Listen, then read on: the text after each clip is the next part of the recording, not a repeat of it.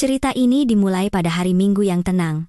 Aroma kue lapis legit yang baru dipanggang oleh ibu dan rendang yang dimasak semalaman menguar lembut di udara. Keluarga besar kami berkumpul di sebuah villa luas di Bogor, Jawa Barat.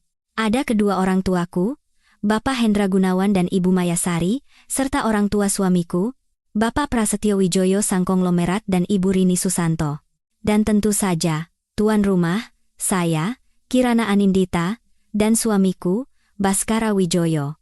Kami adalah pusat dari alam semesta kecil ini. Saya sibuk bolak-balik di dapur, memastikan piring buah tidak pernah kosong dan mengisi ulang gelas es cendol. Baskara, seperti biasa, adalah bintang utama pertemuan ini. Ia duduk di kepala meja, memikat semua orang dengan retorikanya yang cemerlang, melontarkan lelucon, dan memaparkan rencana ekspansi besar-besaran untuk perusahaan kue kami. Semua orang menatapnya dengan pandangan penuh kekaguman. Suamiku memang pandai membual. Ia adalah wajah dari bisnis kami, Manis Raya Patisserie, sementara saya adalah tangan, kaki, dan otaknya. Sayalah yang mengelola pembukuan, bernegosiasi dengan pemasok, dan mengembangkan resep-resep baru. Ia hanya tersenyum di depan kamera dan berjabat tangan dengan para pejabat lokal. Orang-orang menganggap kami pasangan yang sempurna. Sore itu, setelah semua hidangan penutup tandas dan obrolan mulai mereda, Baskara tiba-tiba berdiri sambil mengangkat gelas sampanyenya. Ruangan seketika hening.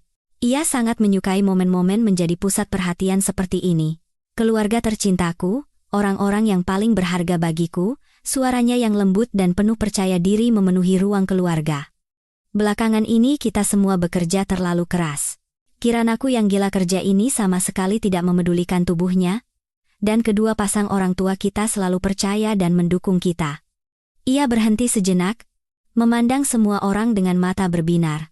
Ibuku berhenti dengan cangkir teh di tangan, dan ayah mertuaku berdeham sambil membetulkan letak kacamatanya. Karena itu, kupikir sudah saatnya kita semua beristirahat dengan layak, lanjut Baskara. Ini adalah hadiah dariku untuk keluarga yang besar dan harmonis ini.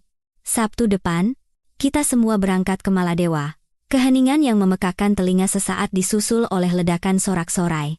Ibuku meletakkan tangan di dada sambil memekik, sementara ibu mertuaku, Ibu Rini, bertepuk tangan. Ayahku menggelengkan kepala tak percaya, lalu senyum lebar merekah di wajahnya. Mas Baskara memang luar biasa, seru ibuku, matanya berbinar karena gembira. Ke Maladewa? Kita semua. Benar sekali. Kita semua, Baskara mengonfirmasi, menikmati efek yang ia ciptakan. 2 minggu. Di resort terbaik, all inclusive. Untuk merayakan ulang tahun pernikahan Bapak Prasetyo dan Ibu Rini, dan juga sebagai tanda terima kasihku kepada ayah dan ibu mertua tercinta. Ini semua hadiah dariku. Aku hanya duduk, tak mampu berkata-kata. Di kepalaku hanya berputar satu pertanyaan. Dari mana uangnya? Memang benar perusahaan kami menghasilkan keuntungan yang bagus, tapi tidak sampai seperti ini. 6 orang di resort termewah selama 2 minggu. Ini bukan sekadar mahal. Ini tindakan nekat. Kami baru saja akan berinvestasi pada lini mesin pengemasan baru. Aku berhemat serupiah pun untuk mengelola keuangan, dan dia bicara soal Maladewa. Kirana, kok kamu diam saja? Ibuku menoleh padaku, wajahnya berseri-seri. Tidak senang? Lihat suamimu itu. Bukan suami, tapi bongkahan emas. Semua mata tertuju padaku. Aku merasa seperti tertangkap basah di lokasi kejahatan. Seharusnya aku tersenyum, gembira, dan berterima kasih, tapi pikiranku dipenuhi tagihan dan cicilan pinjaman. Aku hanya terlalu kaget, kataku sambil memaksakan senyum. Tentu saja aku senang. Kamu benar-benar royal, Mas Bas. Ia mendekat, merangkul bahuku dan mencium puncak kepalaku. Apapun tidak akan sia-sia demi keluargaku, katanya, dengan suara keras, seolah ditujukan agar semua orang mendengar. Sepanjang sisa sore itu, obrolan hanya berkisar tentang perjalanan yang akan datang.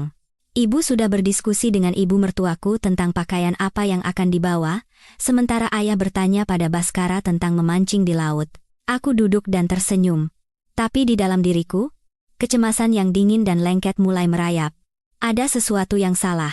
Malam harinya, setelah orang tua kami pulang dan kami tinggal berdua, aku mencoba berbicara dengannya. Mas Bas, Aku tahu ini kejutan yang luar biasa, tapi, apa kita sanggup? Kita akan harus segera membayar uang muka untuk mesin baru itu. Ia mengibaskan tangannya seolah mengusir lalat yang mengganggu. Sudahlah, Kirana. Sesekali dalam hidup, kita boleh sedikit boros. Aku sudah punya rencana. Uangnya ada. Jangan khawatir. Kemudian ia mendekat, memegang tanganku dan menatap mataku. Tatapannya serius dan penuh keyakinan, ekspresi yang selalu ia pasang saat akan memintaku melakukan sesuatu yang penting. Sayang, aku punya satu permintaan yang sangat penting untukmu. Bukan. Ini bukan permintaan, tapi sesuatu yang harus dilakukan. Ia memulai dengan suara membujuk. Ingat aku pernah cerita tentang pemasok salak organik baru di Bali? Harganya terbaik, tapi syarat kontraknya sangat rumit. Aku pusing kalau harus melihat dokumen hukum lebih dari 5 menit, tapi yang ini, setiap huruf, setiap klausul harus diperiksa dengan teliti. Kalau kita kehilangan kontrak ini, kita akan rugi besar untuk pesanan parsel lebaran nanti. Aku mengangguk. Aku ingat kontrak itu, dan aku jugalah yang memimpin negosiasi awalnya. Nah, lanjutnya, pihak sana ingin tanda tangan minggu depan. Tepat di hari kita seharusnya berangkat. Jadi, aku berpikir, tidak ada orang lain yang bisa menangani ini selain kamu, Kirana. Kamu adalah otak perusahaan kita. Kamu bisa melihat angka dan jebakan tersembunyi. Aku ingin kamu tetap di sini dan menyelesaikan urusan ini. Ini sangat penting untuk masa depan perusahaan kita. Untuk masa depan kita. Saat ia berbicara, jantungku serasa jatuh ke perut. Jadi begitu, pesta ini bukan untuk semua orang. Pesta ini hanya untuk mereka, dan aku, seperti biasa, hanya kebagian pekerjaan. Jadi, maksudmu aku tidak ikut? Tanyaku pelan, meskipun aku sudah tahu jawabannya. Bukan tidak ikut sama sekali, ia langsung memelukku. Hanya 2 minggu, kok. Setelah pekerjaan di sini selesai, aku janji, kita berdua akan pergi kemana saja. Paris, Roma, kemanapun kamu mau. Tapi untuk sekarang aku butuh kamu di sini. Kamu kan pendukungku yang paling andal. Bagaimana aku bisa tenang berlibur kalau tahu ada masalah penting yang belum selesai? Kamu mengerti, kan? Aku mengerti. Aku selalu mengerti. Bahwa ia harus bersinar. Dan seseorang harus melakukan pekerjaan kotor. Bahwa reputasinya sebagai pengusaha sukses dibangun di atas malam-malam tanpa tidurku. Aku mengangguk. Apa lagi yang bisa kulakukan? Mengamuk dan merusak liburan yang begitu dinanti-nantikan oleh orang tuaku, dicap sebagai wanita egois dan histeris? Tidak. Aku hanya setuju dalam diam. Beberapa hari kemudian, aku mengantar mereka di Bandara Soekarno-Hatta, koper-koper raksasa, gaya busana bandara yang glamor, wajah-wajah yang bersemangat. Ibu memelukku saat berpamitan. Kirana, jangan terlalu sedih, ya? Nanti ibu belikan kosmetik di duty free, dan jangan terlalu capek kerja. Ayah menepuk bahuku dengan canggung. Urusan di sini kamu jaga baik-baik, ya, nak, kata Mas Baskara, ini urusan yang sangat penting. Baskara memberiku ciuman singkat sambil bergegas. Aku titip ya, Kapten. Jaga kapal kita jangan sampai tenggelam, nanti aku telepon. Begitulah mereka pergi. Bersama-sama. Suamiku, orang tuaku, dan mertuaku. Seperti satu keluarga bahagia. Aku berdiri sendirian di depan jendela kaca besar, memandangi mereka melewati imigrasi, melambaikan tangan, dan menghilang ke area bebas bea. Dadaku terasa hampa dan ngilu. Beberapa hari pertama terasa berat. Rumah terasa kosong, terlalu besar dan sunyi. Aku menenggelamkan diri dalam pekerjaan. Kontrak dengan pemasok dari Bali yang katanya sangat krusial itu ternyata tidak serumit yang dibayangkan. Aku menyelesaikan semua masalah dalam 2 hari. Sisa waktuku kuhabiskan untuk menangani pekerjaan rutin yang sudah kuhafal di luar kepala. Setiap sore, mereka melakukan panggilan video. Wajah mereka di layar tampak kecoklatan oleh matahari, berlatar belakang laut berwarna zamrud dan pantai pasir putih. Mereka terlihat bahagia. Kirana, halo, teriak ibuku. Kamu tidak akan bisa bayangkan betapa indahnya di sini. Airnya seperti susu hangat. Mojitonya juga luar biasa. Mas Baskara memperlakukan kami seperti raja dan ratu. Baskara mengambil alih telepon dan menunjukkan private villa tempat mereka menginap, kolam renang infinity, pemandangan matahari terbenam. Lagi kerja ya? Lebah maduku? Jangan bosan. Ya, kami bersulang untukmu dari sini. Mereka mengirim puluhan foto. Makan malam bersama di restoran tepi pantai. Orang tuaku duduk di kursi rotan sambil tertawa dengan gelas anggur di tangan. Baskara merangkul ibuku. Mereka tampak begitu sempurna, seperti brosur iklan tentang kehidupan keluarga yang bahagia dan ideal. Aku melihat foto-foto itu sambil makan nasi bungkus dari warteg dalam kesunyian kamar tidurku, merasa seperti karakter figuran yang dihapus dari gambar yang indah ini. 5 hari berlalu. Aku mulai terbiasa dengan kesepian, bahkan mulai merasakan ketenangan yang pahit. Aku tidak lagi cemas menunggu telepon dari mereka. Rutinitas berjalan seperti biasa. Malam itu, aku pulang lebih lambat dari biasanya, merasa sangat lelah. Setelah mandi, aku membuat secangkir teh dan duduk di sofa, iseng membaca berita di ponsel.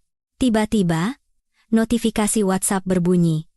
Pesan dari nomor tak dikenal. Tidak ada teks, hanya satu foto.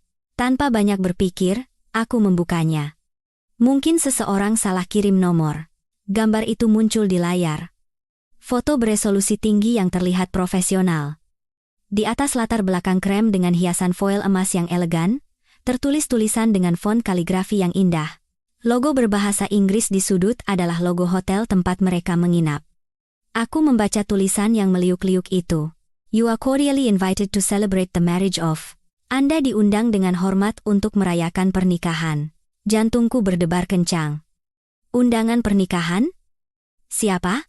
Aku mengalihkan pandanganku ke bawah. Baskara Wijoyo, Valerie Anjani. Aku membaca nama itu berulang kali. Valerie Anjani. Nama yang tidak ku kenal. Apakah ini kesalahan? Lelucon yang kejam? Aku melihat tanggalnya. Pernikahan itu 3 hari lagi. Tepat di tengah periode mereka seharusnya berada di Maladewa.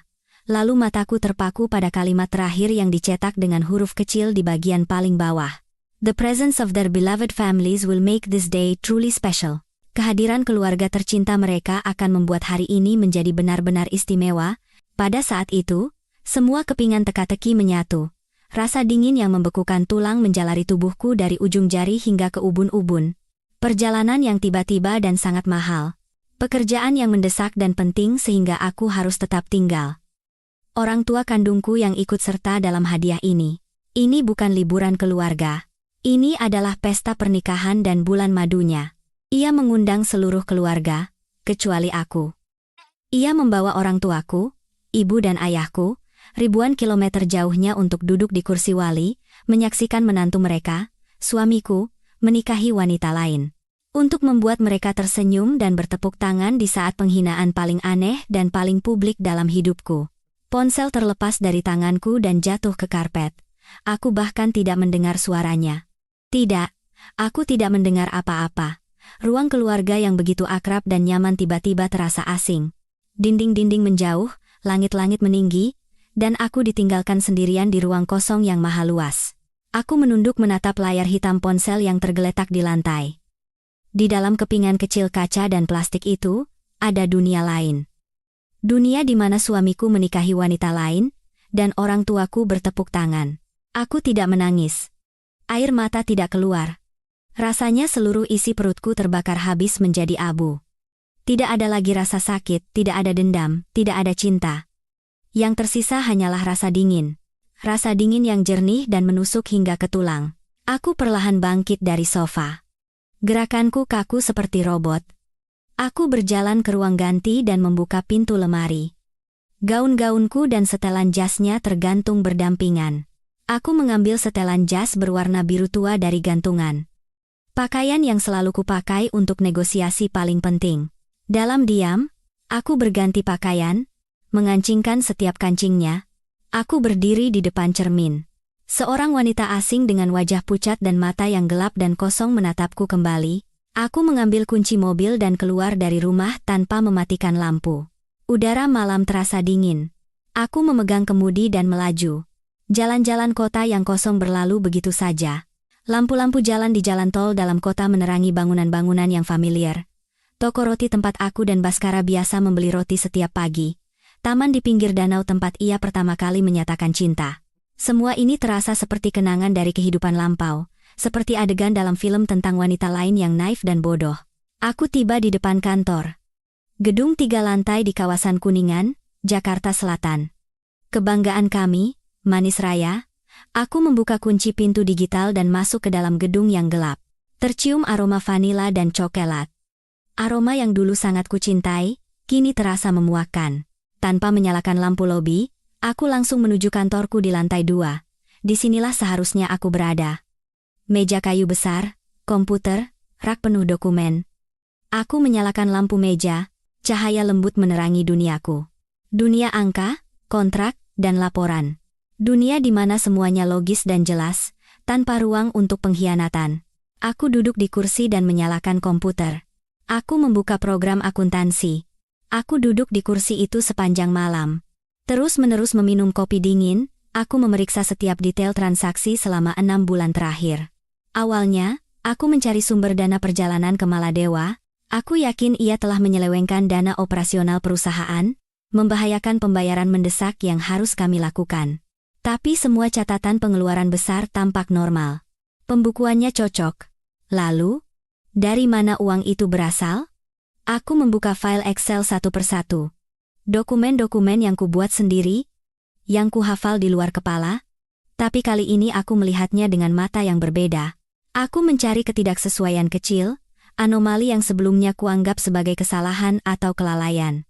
Saat pagi menjelang dan sinar matahari menembus celah kerai, aku sadar aku tidak bisa melakukannya sendirian. Ada beberapa biaya representasi yang digelembungkan atau penggunaan kartu kredit perusahaan untuk pengeluaran kecil yang mencurigakan, tapi itu hanya uang receh. Tidak ada jumlah besar yang bisa menjelaskan biaya perjalanan ke Maladewa dan kehidupan gandanya. Semua disembunyikan dengan sangat rapi. Aku mengangkat telepon dan menekan satu nomor. Ibu Ratna, manajer keuangan perusahaan kami.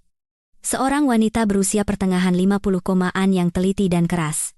Ia telah bersama kami sejak awal pendirian, dan ia tidak menyukai Baskara, memanggilnya anak manja. Ia hanya menghormatiku. Ibu Ratna, selamat pagi, maaf mengganggu sepagi ini, saya butuh bantuan, mendesak. Ia tiba dalam 40 menit. Berpakaian setelan kerja yang rapi, dengan rambut keperakannya yang diikat rapi.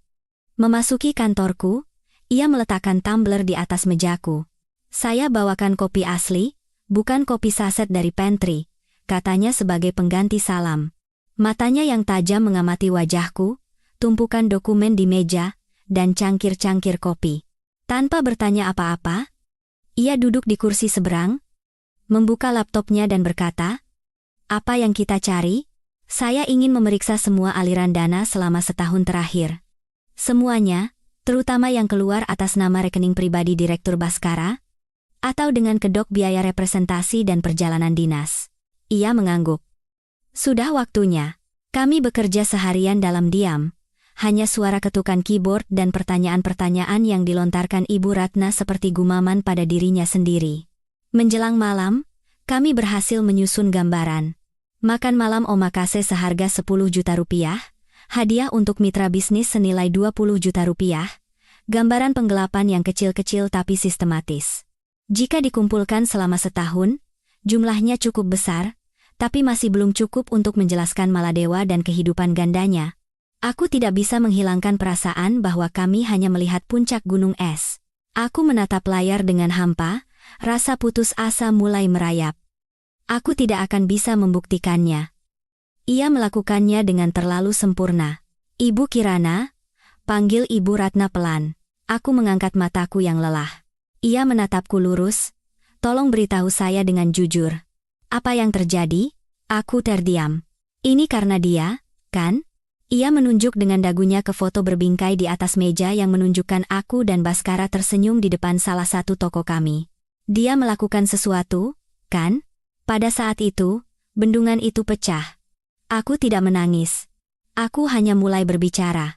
Dengan suara dingin dan datar, aku menceritakan semuanya. Perjalanan ke Maladewa, kontrak palsu, foto undangan pernikahan digital itu. Ia mendengarkan tanpa menyela. Ekspresinya semakin mengeras. Setelah aku selesai bercerita, ia terdiam sejenak, lalu dengan tegas menutup laptopnya.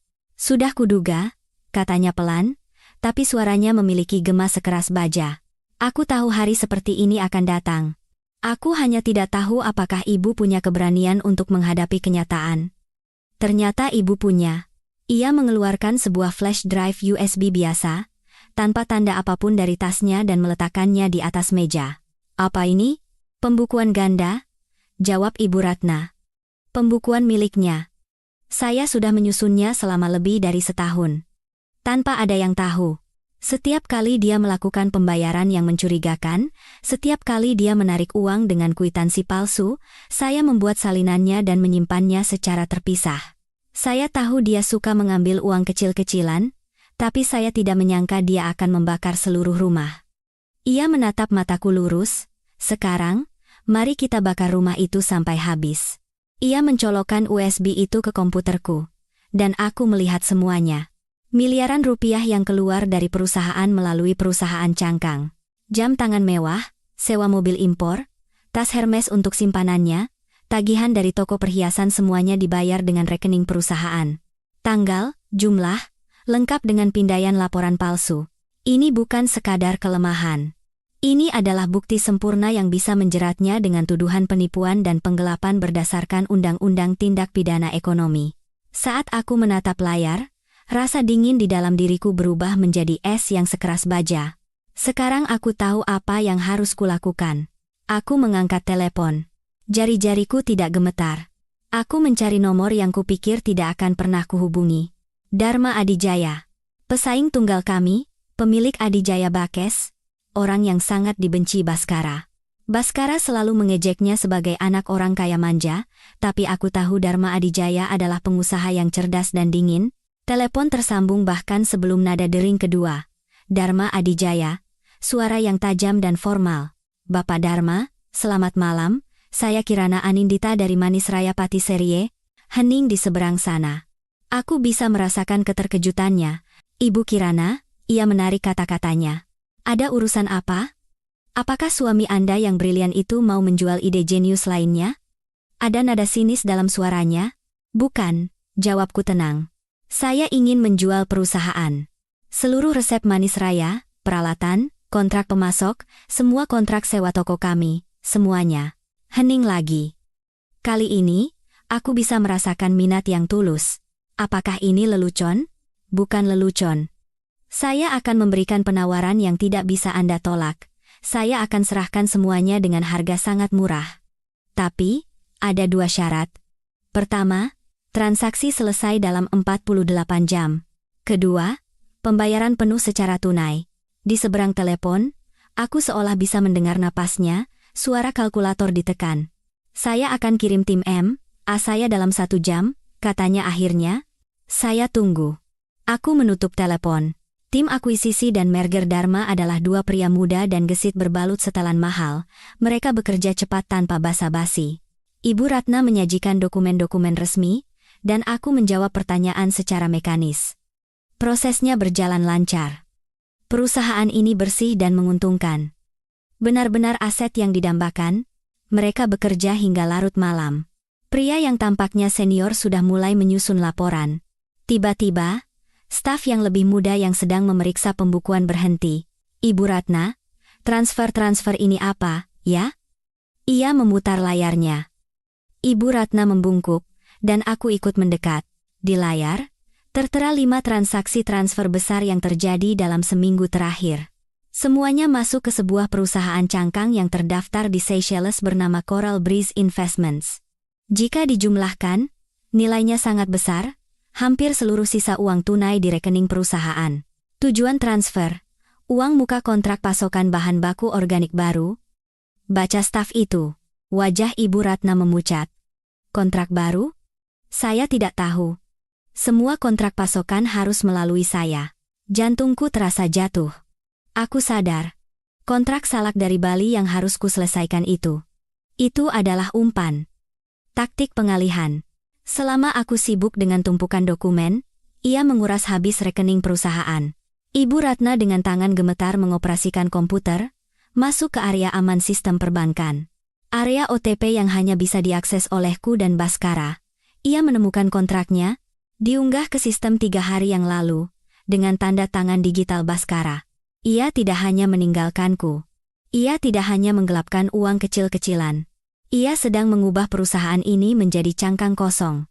Mengurasnya hingga tidak tersisa serupiah pun, dan berniat meninggalkanku dengan cangkang perusahaan yang bangkrut dan tumpukan utang.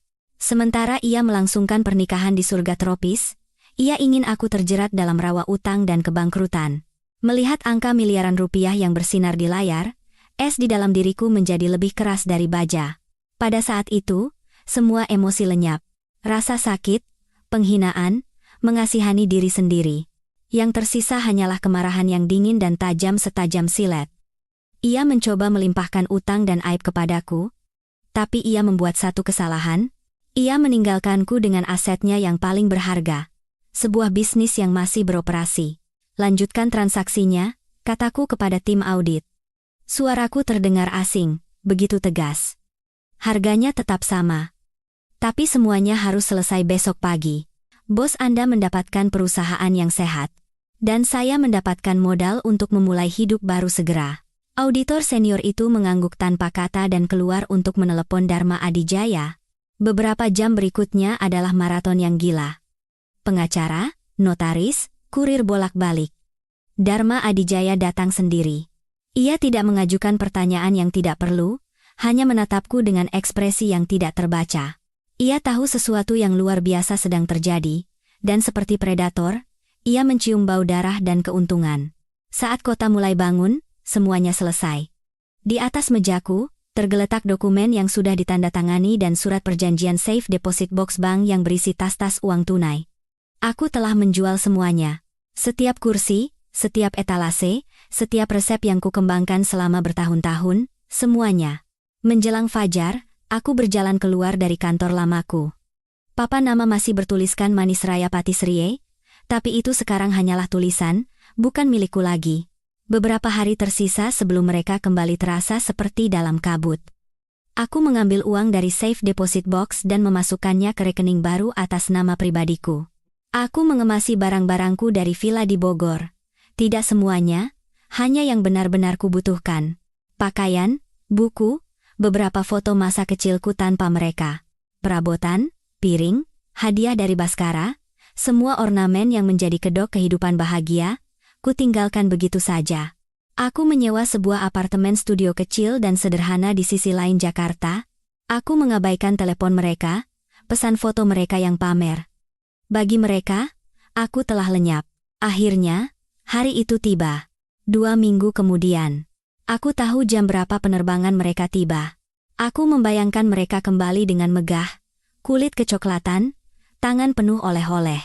Aku juga tahu kemana mereka akan pergi pertama kali. Toko utama kami di Senayan, tempat itu seperti istana pribadi Baskara. Ia suka datang ke sana seperti raja, menerima sapaan dari para staf, membagikan kue kepada kenalan, dan menikmati pujian. Sudah pasti ia akan membawa seluruh keluarga ke sana. Aku memarkir mobilku di seberang jalan dan menunggu. Sekitar pukul 11 pagi, 2 taksi limosin mewah tiba. Mereka turun. Baskara, dengan celana linen putih dan kemeja Hawaii yang mencolok, mengenakan kacamata hitam, tampak seperti bintang film. Di sampingnya, seorang wanita jangkung seperti model dengan rambut coklat panjang mengikutinya. Valerie Anjani, mengenakan pakaian serba putih. Aku langsung mengenalinya. Di belakang mereka, ibuku dengan gaun motif bunga yang meriah, ayahku dengan topi Panama, dan mertuaku. Semua tertawa dan mengobrol sambil menunjuk etalase toko. Baskara merentangkan tangannya lebar-lebar seperti jenderal yang memenangkan perang, menunjuk ke pintu masuk toko kue.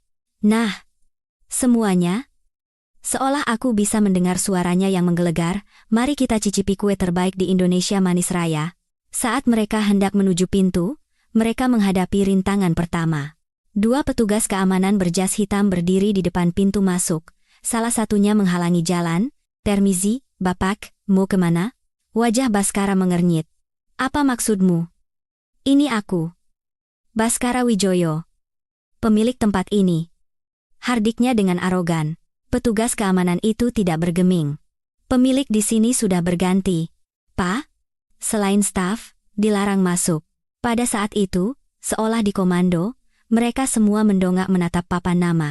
Papan nama di tempat aku berdiri 2 minggu lalu di waktu subuh. Tulisan manis raya patisserie yang familiar telah hilang. Sebagai gantinya, logo yang dingin dan modern bersinar terang. Adijaya Bakes. Baskara menatap papan nama itu dengan hampa, dan rona kecoklatan di wajahnya seolah memudar, pucat pasi. Ibuku menutup mulut dan menjerit. Ayahku melepas topinya, memutarnya dengan bingung. Kemudian, pintu kaca terbuka dan Dharma Adijaya muncul sendiri. Dengan setelan jas yang pas di badan, ia menatap Baskara dengan senyum tipis yang sopan namun mengejek. "Bapak Baskara, ada apa?" katanya tenang. "Sepertinya Anda datang bernostalgia. Senang bertemu dengan mantan pemilik. Tidak ada lagi yang perlu dilihat." Aku menyalakan mesin dan perlahan-lahan meninggalkan tempat itu. Aku tidak perlu melihat amarahnya dengan mata kepalaku sendiri. Bahkan dari balik kaca mobil, aku bisa merasakan aura membunuhnya. Aku pergi ke rumah kami atau sekarang, rumahnya. Tidak perlu menunggu lama. 30 menit kemudian, mobil Mercedesnya masuk ke halaman dengan suara decitan ban yang memekakkan telinga. Ia melompat keluar bahkan tanpa menutup pintu dan menyerbu masuk ke dalam rumah. "Kirana," teriaknya hingga dinding bergetar. "Di mana kamu?" Aku berjalan ke ruang tamu. Aku sangat tenang. Ia berhenti beberapa langkah di depanku, wajahnya terdistorsi oleh amarah yang belum pernah kulihat sebelumnya. "Apa yang sudah kamu lakukan?" desisnya sambil mendekat. "Apa yang sudah kamu lakukan?" "Aku menjual perusahaan," jawabku pelan. "Kamu memintaku untuk menyelesaikan urusan, kan? Jadi, aku selesaikan. Kamu menjual bisnis kita? Nama kita? Kepada Adijaya? Kepada bajingan itu?" teriaknya sambil menyemburkan ludah. "Dengan hak apa kamu melakukannya? Aku akan menuntutmu. Aku akan menghancurkanmu. Membuatmu membusuk di penjara." Ia mengangkat tangannya, dan sejenak aku tersentak dan memejamkan mata, tapi tidak ada pukulan. Karena pada saat itu, orang lain masuk, orang tuaku, mertuaku, dan Valeri Anjani, yang menempel ketakutan di kusen pintu. "Mas Bas, ada apa ini?" tanya ibuku dengan suara gemetar. "Dijual? Apa maksudnya? Apa maksudnya?" Ia berbalik dan menjerit. "Putri kesayangan ibu, harta karun ibu, telah bersekongkol dengan musuh kita dan menghancurkan semuanya.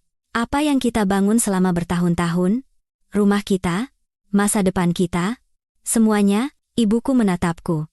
Matanya dipenuhi kengerian dan ketidakpercayaan. Lalu, tatapan itu berubah menjadi dingin dan tajam. "Kirana, apa itu benar?" tanyanya seolah menginterogasi seorang penjahat. Aku mengangguk dalam diam. "Kenapa?" Suaranya melembut menjadi bisikan. "Kenapa kamu melakukan itu?" Aku menatap ibuku. Ibuku sendiri, mengenakan gaun liburan dari Maladewa, kulitnya yang menghitam, menatapku seolah aku adalah monster. Ia pergi ke pesta pernikahannya. Ia bersulang untuk keluarga barunya. Dan sekarang ia bertanya padaku kenapa. Itu tindakan picik, hina, dan egois. Sela ayahku dengan wajah memerah. Dia tidak tahan melihat orang lain sukses. Buta karena cemburu. Aku tidak percaya dengan apa yang kudengar. "Ibu, ayah, kalian berdua tahu, kan?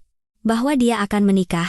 Lalu terjadilah sesuatu yang tak pernah kubayangkan, bahkan dalam mimpi terburukku. Ibuku, Maya Sari, melangkah maju, wajahnya mengeras dengan kejam. "Ya, kami tahu," teriaknya. "Terus kenapa? Mas Baskara juga berhak bahagia.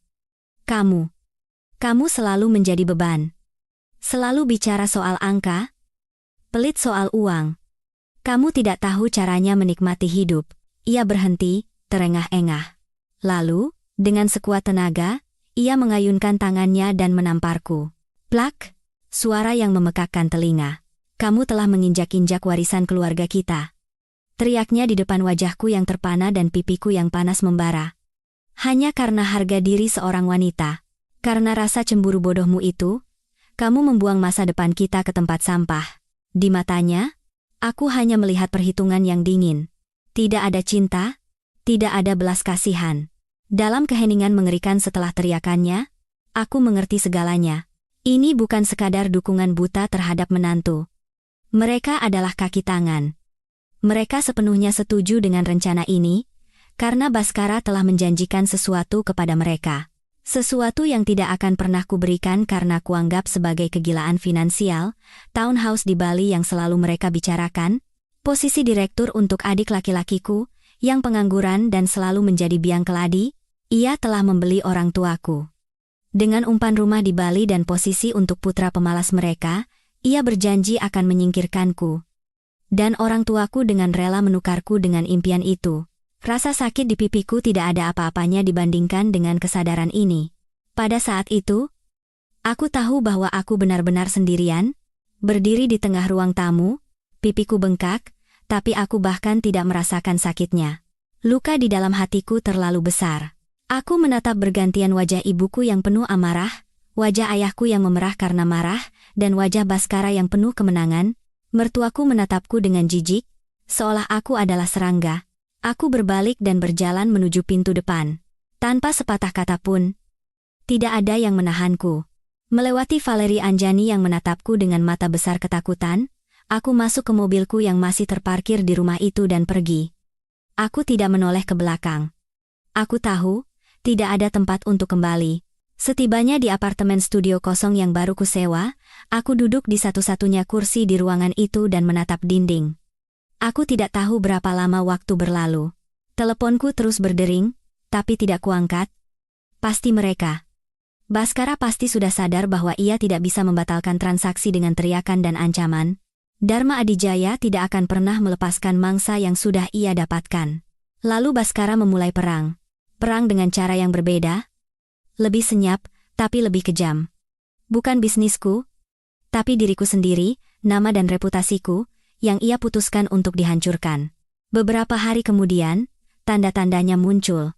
Saat keluar membeli roti, aku bertemu Mita, teman SMA-ku yang seharusnya menjadi ibu baptis bagi anakku yang belum lahir. Aku senang dan hendak menyapanya, tapi saat melihatku, ia pura-pura tidak melihat dan bergegas menyeberang jalan. Aku terpaku dengan senyum bodoh. Kukira ia tidak melihatku, tapi hal itu terulang di supermarket. Aku berpapasan dengan istri seorang mitra bisnis, dan saat melihatku, ia menunjukkan ekspresi ketakutan dan lari ke lorong lain. Jakarta ternyata sempit, terutama gosip di kalangan bisnis, menyebar lebih cepat dari api.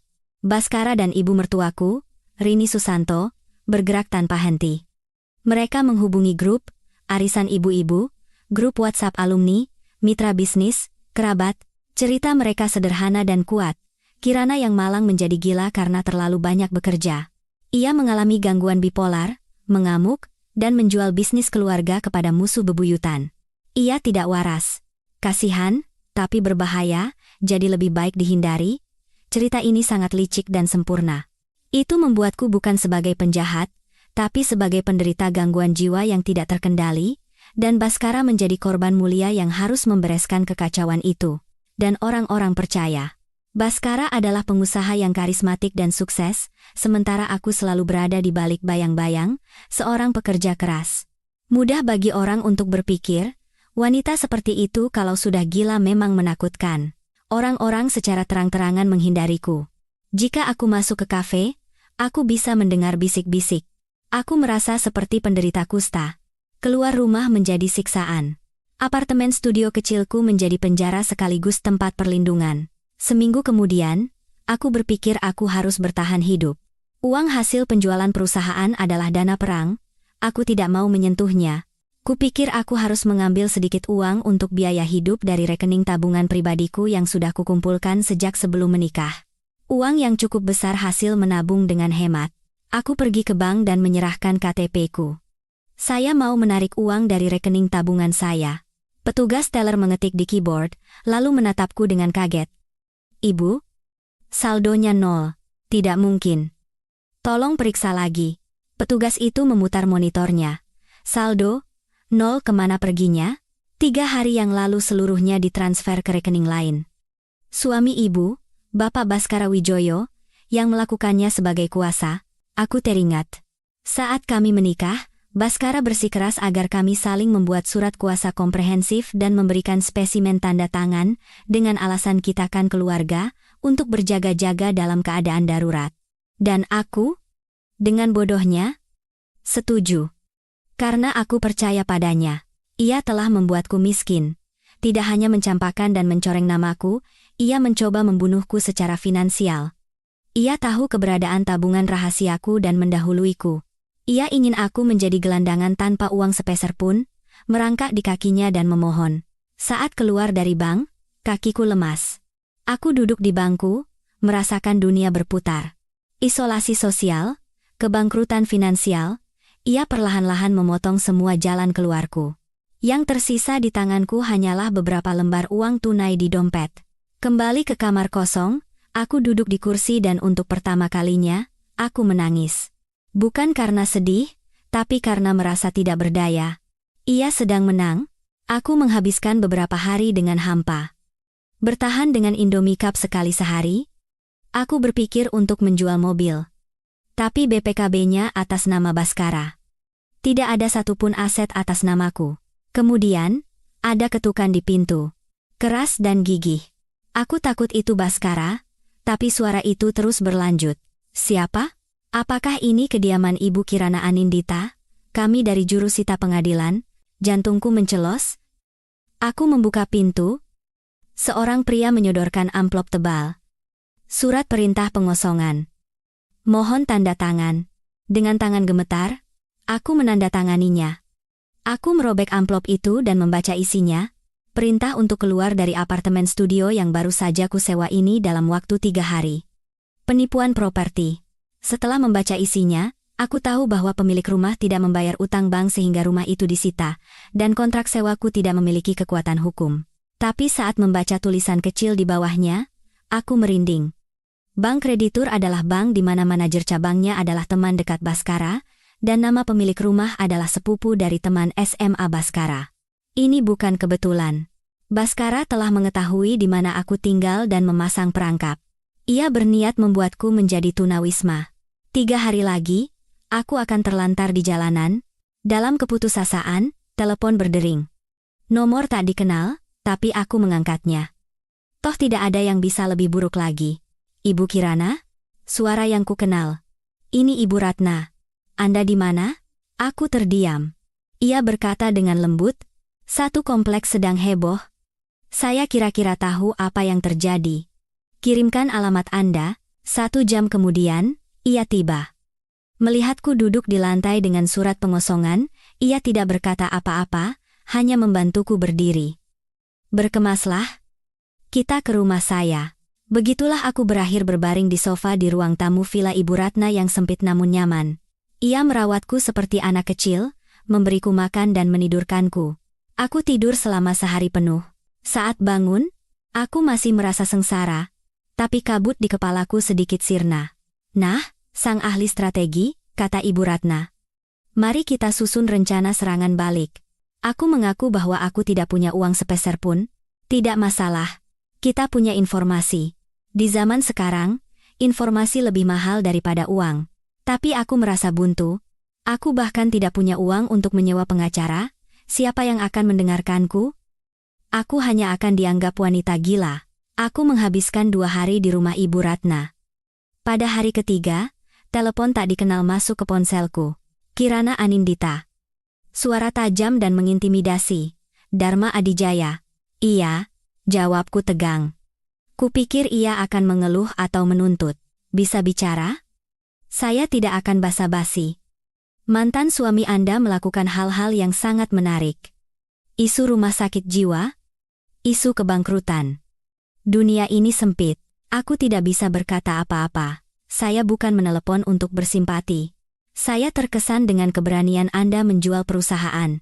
Sesuatu yang kebanyakan pria bahkan tidak berani memikirkannya. Ia berhenti sejenak, lalu melanjutkan. Baskara itu cangkang kosong. Andalah pemilik sebenarnya perusahaan itu. Tahukah Anda bahwa ia mencuri ide saya untuk mendirikan usahanya? Bertahun-tahun lalu di sebuah forum startup, ia mendengar visi saya dan menirunya persis untuk mendirikan Manis Raya. Tapi ia tidak punya kemampuan untuk menjalankannya. Tanpa Anda, Perusahaan itu sudah lama bangkrut. Aku terkejut. Langsung ke intinya. Perusahaan yang Anda jual itu ternyata ladang ranjau, utang tersembunyi, kontrak yang tidak adil.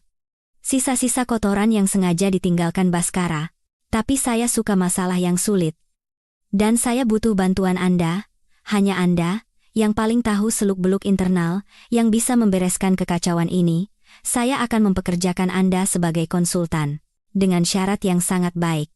Anda membantu saya bersih-bersih, saya membantu Anda bangkit kembali. Bagaimana? Itu adalah sebuah pelampung penyelamat. Saya bersedia. Keesokan harinya, aku mulai bekerja di kantor Dharma Adijaya, gedung bekas perusahaanku. Semuanya telah berubah. Dharma juga mempekerjakan Ibu Ratna sebagai direktur keuangan dan menugaskan kami untuk menemukan ranjau-ranjau yang ditanam Baskara. Kami mulai mengubek-ubek dokumen. Semakin digali, semakin banyak kotoran yang muncul. Penemuan pertama adalah kontrak pasokan bahan baku dengan PT Sinartani, harga yang lebih mahal dari pasaran dengan pasokan eksklusif. Ternyata, direkturnya adalah sepupu Baskara, Sancaka. Itu adalah salah satu jalur untuk menyedot uang perusahaan. Ketika aku melaporkannya kepada Dharma, ia tertawa. Bagus, sangat bagus. Ia segera membatalkan kontrak dan menuntut mereka atas tuduhan penggelapan dan penipuan. Salah satu sumber uang Baskara terputus. Aku merasakan awal dari serangan balik. Dharma memanggilku. Kirana, tahu kenapa saya mempekerjakan Anda? Ia menyodorkan kontrak penjualan. Baca klausul 11. Ayat 4. Penjual wajib memberikan ganti rugi sebesar 3 kali lipat dari kerugian yang diderita. Pembeli apabila di kemudian hari ditemukan fakta adanya penipuan, penggelapan, atau rekayasa akuntansi yang terjadi sebelum penjualan. Ini adalah pistol yang sudah terisi peluru. Sekarang, mari kita belajar cara menembakkannya. Sejak hari itu, aku bekerja dengan membabi buta. Dharma memberiku gaji yang sangat besar. Aku menyewa apartemen studio baru dan membeli pakaian baru. Kabar bahwa aku bekerja di Adijaya Bakes memperkuat narasi dari pihak Baskara, tapi aku tidak peduli. Baskara menelepon Dharma, mengancamnya untuk memecatku, tapi Dharma hanya menertawakannya. Lalu mereka menggunakan keluarga. Saat pulang kerja, di depan kantor, aku bertemu ibuku, Mayasari. Ia tampak jauh lebih tua. Kirana, suaranya tidak hangat. Kita perlu bicara, tidak ada yang perlu dibicarakan. Kamu tidak punya malu, ya? Bekerja untuk musuh. Apa kamu tidak malu mencoreng nama baik kakekmu? Kakek akan lebih malu dengan apa yang ibu lakukan. Apa yang kami lakukan? Apa salah kalau kami hanya ingin hidup sedikit lebih baik? Teriaknya. Dasar pencuri, apa maksud ibu? Kembalikan anting safir itu. Yang diberikan Mas Baskara saat ulang tahun pernikahan ke-5. Katanya itu pusaka keluarga Wijoyo. Sudah sepantasnya dikembalikan pada Valeri. Orang-orang yang lewat menoleh. Aku ingat anting itu. Anting berat dan norak yang ia berikan di pesta ulang tahun pernikahan ke-5 sambil memberikan pidato muluk. Pusaka apanya? Itu dibeli dari mal di Jakarta. Itu bukan pusaka. Itu dibeli di mal, dan itu milikku. Bohong. Itu dibeli pakai uang Mas Baskara kan? Cepat kembalikan. Niatnya adalah untuk mempermalukanku di depan umum. Aku menolak dengan tegas dan berbalik pergi. Di rumah, saat berselancar di internet, aku menemukan Instagram Valeri, akun publik. Ada fotonya di depan meja rias di kamar tidur rumah lamaku, mengenakan perhiasanku. Tagarnya, beres-beres harta karun. Kemarahan membuncah. Ibuku yang membukakan pintu untuknya. Membiarkannya menjarah kenang-kenanganku, kemudian ayahku menelepon. Aku mengangkatnya. Kirana. Maafkan ayah. Ayahku terisak. Anting itu. Kamu harus mengembalikannya. Kenapa? Itu. Mas Baskara diam-diam membuat kartu kredit atas namamu dan membelinya dengan cicilan. Itu bukan pusaka, tapi utang. Selama ini bunganya sudah membengkak, dan Mas Baskara mengancam akan menyita apartemen kita kalau tidak dilunasi. Tolong. Nak, ia bukan menyesal telah mengkhianatiku, ia menangis karena takut kehilangan apartemennya. Baskara benar-benar iblis. Berlagak dermawan dengan utang ayah, dan sekarang menggunakan utang itu untuk memeras dan mengambil kembali anting itu. Terserah ayah saja. Aku menutup telepon dan memblokirnya. Tapi ini adalah sinyal bahwa Baskara sedang butuh uang. Seminggu kemudian, surat panggilan dari pengadilan datang. Baskara menggugat pembatalan kontrak jual beli dan melaporkanku ke polisi atas tuduhan pemalsuan surat dan penggelapan. Isinya mengejutkan. Kirana, sebagai salah satu direktur dengan kepemilikan saham 50%, tidak berhak menjual perusahaan tanpa persetujuan suami. Selain itu, ia telah menggelapkan aset perusahaan saat suami tidak ada, dan bukti kuncinya, surat kuasa komprehensif. Tanggalnya, ulang tahun pernikahan kami yang ke-10 tahun lalu, isinya. Saya, Kirana Anindita, dengan ini memberikan kuasa penuh kepada suami saya, Baskara Wijoyo, atas semua hak pengelolaan dan pelepasan aset. Tanda tangannya persis, seperti tanda tanganku. Stempel notarisnya adalah suami dari teman arisan ibuku. Paman yang sering makan dan minum di rumah kami itu telah melegalisir dokumen palsu.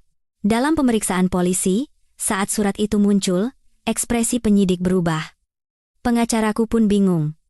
Jika surat ini asli, aku adalah seorang kriminal. Ini palsu, kataku. Bisakah Anda membuktikannya? Ada stempel notaris di sini, aku putus asa. Di rumah Ibu Ratna, sambil memeras otak, tiba-tiba aku teringat tanggalnya. Ulang tahun pernikahan. Tahun lalu, pada hari itu, aku berada di Jakarta, di pameran makanan, di JCC. Perjalanan dinas yang membuat Baskara marah karena bertepatan dengan hari jadi kami. Aku mengobrak-abrik barang-barangku dan menemukan agenda lamaku. Tiket kereta, kwitansi hotel, dan kartu masuk pameran ada di sana. Aku punya alibi, aku membawa bukti ini ke notaris itu. Ia menggelengkan kepala bahkan setelah melihat buktinya. Maaf, Kirana. Aku tidak bisa berbuat apa-apa. Kalau ini terungkap, hidupku akan hancur. Lisensiku dicabut, aku bisa masuk penjara. Pergilah. Ia lebih takut pada Baskara. Aku keluar, melihat istrinya, teman ibuku, menunduk malu di kantor itu. Alibi saja tidak cukup. Kesaksian notaris secara hukum lebih kuat. Saat itu Ibu Ratna berkata, kalau ibu ada di Jakarta, di mana Baskara pada hari itu, kami memeriksa catatan kartu kredit perusahaan yang lama. Bingo. Malam itu, ada pembayaran untuk makan malam 2 orang di restoran Jepang mewah di SCBD, memo di kwitansi, menjamu Bapak Gilang. Gilang adalah mantan polisi yang beralih profesi menjadi penyelesai masalah dan ahli pemalsuan dokumen. Baskara makan malam dengan seorang pemalsu dokumen, dan biayanya pun ia bebankan ke perusahaan. Kesombongannya telah menjebaknya. Dharma menyarankan untuk menyimpan kartu ini. Kita ledakan pada saat yang menentukan. Baskara, yakin akan menang, semakin menjadi-jadi. Tapi sumber uangnya mulai mengering. Gosip tentang keretakan hubungannya dengan Valerie beredar. Valerie dipermalukan karena kartu kreditnya ditolak di sebuah butik mewah di Plaza Indonesia. Gosip mulai beredar. Baskara butuh pamer. Pesta amal yang diadakan oleh Gubernur Puncak dari kancah sosial. Dharma berkata akan membawaku. Datanglah dengan percaya diri, bukan sebagai penyihir, tapi sebagai partner saya. Di pesta, saat Baskara dan Valerie tampil gemerlap dan menjadi pusat perhatian, aku dan Dharma masuk. Seluruh ruangan berbisik. Wajah Baskara menegang. Kami duduk di dekat mereka. Saat hidangan utama disajikan, aku mengirim pesan massal yang sudah kusiapkan, penerimanya, Sancaka, sepupu Baskara. Baskara sedang foya-foya di pesta. Sepertinya tidak ada niat bayar utangmu. 20 menit kemudian, Sancaka menyerbu masuk ke ruang pesta. Baskara, mana uanku? Gara-gara menuruti perintahmu, aku jadi terancam masuk penjara. Ia diseret keluar sambil berteriak-teriak tentang penipuan pasokan bahan baku. Citra Baskara hancur lebur. Ia menarik Valerie dan kabur dari pesta. Keesokan harinya, Ibu Ratna mengeluarkan senjata pamungkasnya, CPU komputer lama yang disuruh Baskara buang. Ia menyembunyikannya, di dalamnya, ada file asli pembukuan rahasia, catatan penggelapan uang ibu mertuanya, catatan manipulasi utang teman-temannya, dan sebuah file bernama Proyek Kemerdekaan. Isinya, rencana pelarian aset ke luar negeri, liburan keluarga, perceraian, menjebak istri dengan tuduhan penggelapan dan membuatnya ditahan, lalu kabur ke luar negeri. Ini adalah rencana pembunuhan karakter. Aku secara anonim membocorkan kasus penggelapan ibu mertuanya ke seorang wartawan. Ketika berita itu meledak, Ibu Rini mendatangi Baskara dan mengamuk, tapi Baskara lagi-lagi berhasil membujuk ibunya dengan kebohongan. Namun, adik perempuannya, Bunga, yang mendengar percakapan itu, berbeda. Ia yang selama ini selalu diremehkan oleh kakaknya, mencuri laptop terbaru Baskara dari brankasnya, meletakkannya di loker stasiun MRT, dan mengirimkan kata sandinya kepadaku. Di laptop itu, ada semua bukti asli dan catatan transfer uang ke si pemalsu, Gilang. Permainan berakhir. Sebagai upaya terakhir, Baskara memaksa orang tuaku untuk menjaminkan apartemen mereka. Ibuku, Mayasari, yang terpojok, datang padaku dan berlutut, memohon bantuan. Aku memanfaatkan ibuku. Pergi dan beraktinglah. Katakan padanya aku sudah menyerah dan ingin berdamai. Tertipu oleh akting ibuku, Baskara menjadi sombong dan mengumumkan akan mengadakan konferensi pers. Tujuannya untuk membunuh karakterku di depan umum, dan menunjukkan surat kuasa palsu itu kepada seluruh dunia.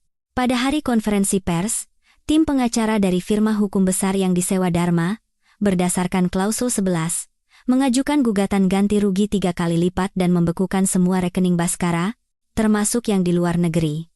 15 menit sebelum konferensi pers, ia menjadi miskin. Di ruang konferensi pers, saat Baskara naik ke podium, aku mengambil mikrofon. Biar saya jelaskan yang sebenarnya. Di layar, ditampilkan file proyek kemerdekaan miliknya, video pengakuan Gilang si pemalsu yang berhasil dihubungi pihak Dharma, kwitansi restoran, dan tiket keretaku. Lalu, rekaman pengakuan istri notaris yang tidak tahan dengan rasa bersalahnya atas kesaksian palsu suaminya, diputar. Valeri di tempat itu langsung melepas cincin kawinnya dan pergi. Dharma memberikan pukulan terakhir. Baru saja, semua aset Bapak Baskara Wijoyo telah dibekukan. Penyelidikan oleh kejaksaan juga akan segera dimulai. Kaki Baskara lemas dan ia terduduk. Aku keluar dari ruang konferensi pers tanpa menoleh ke belakang. Sinar matahari terasa menyilaukan. Aku bebas.